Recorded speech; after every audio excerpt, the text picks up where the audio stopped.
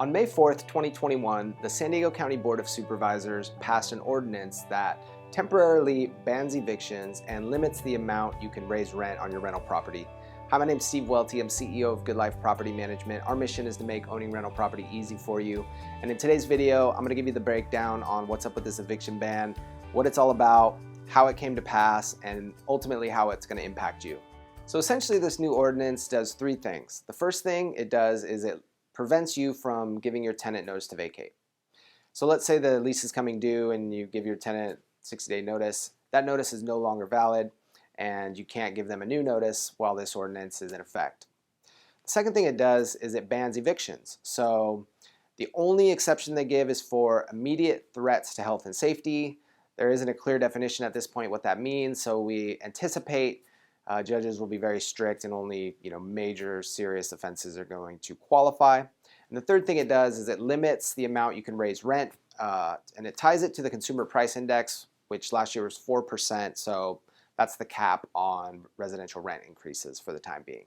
And this ordinance, it applies throughout the county. And so if you're like me, you might be wondering, well, what about the cities? Like, I'm in the city of San Diego, so this shouldn't apply to me, right? Because cities make their own rules.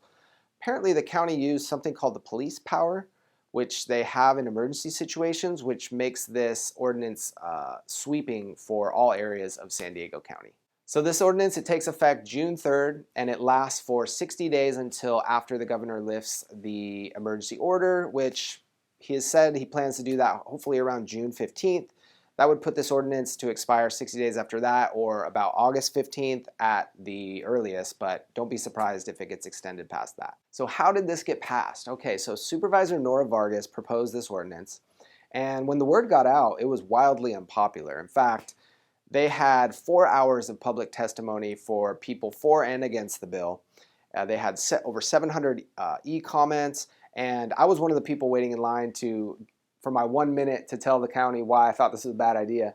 And I would gauge the support at about 25%, and the opposition was about 75%. So for those of us that oppose this bill, most of us just felt like, number one, it was unnecessary. There's already a complex legal web of laws, AB 3088, SB 91, the CDC Eviction Moratorium that has protections for tenants, and rightly so. This just was an unnecessary layer that we didn't need. Not to mention, California is already a very tenant-friendly state. There's already tons of unused money for tenants that can't pay rent, which makes me believe that the problem is less severe than maybe the state thinks or local government thinks. And, it just infringed on private property rights. Owners should have the ability to control what they do with their property. And under this ordinance, if they want to sell, they can't. If they want to move back in, they can. If they want to remodel the property, they can't. So it just went too far in that regard. So the proponents of this bill, they argued, hey, it's just temporary, it's just for a few months. But think about it in context. Like if this was done with a different industry, let's say they said to restaurant owners, hey, you can't enforce a code of conduct in your restaurant. And in fact, if the person's unable to pay, you can't make them pay.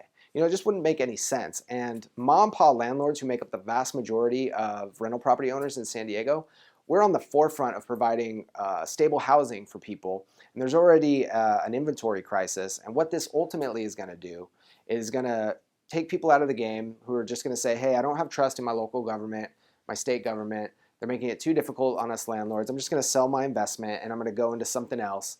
And it's just going to take another house off the rental market, and that's not what we need at this time. So surprisingly, this ordinance passed 3-2. It was supported by Nora Vargas, who introduced the legislation.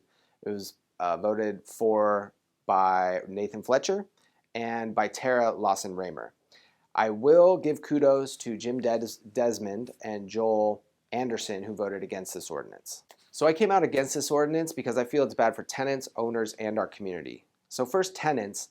There's already a complex legal patchwork of laws to protect their interests, and rightly so. But ultimately, it's going to hurt them because it's going to take additional inventory off the market, because owners are going to be impacted, and many of them are just going to say, hey, I don't trust my local and state government. I feel they don't have our interests at heart. I'm going to sell my rental property and I'm just going to go do something else. And it's going to take another house off the rental market, which we so desperately need in this tight housing market already. And the community is just going to suffer because they lose faith in their elected officials to have their back And private property rights, it's a bedrock of our democracy, of our Constitution, and it should only be infringed upon when there's overwhelming public support, which there definitely was not, and when it's completely unavoidable otherwise, which is definitely does not meet that bar because we're coming out of the pandemic right now. So here's the good news though. If you're a rental property owner and you stay in the game, your property is going to go up in value and your rental value is going to go up because areas with the strictest rent control traditionally, like New York, Los Angeles, San Francisco, have the highest property values and the highest rent amounts. Because although this legislation often is well intended, I think the supervisors did have good intentions, it's ultimately going to cause more problems by taking supply off the market and having those other impacts I talked about. And then they'll come back into the picture and try to create another solution to a problem that they helped create. So that's my 2 cents. I hope this video was helpful. If you liked what you heard, please subscribe to our channel. We're going to keep you updated on local law changes and things you need to know to make owning rental property easy for you in San Diego. Thanks for watching.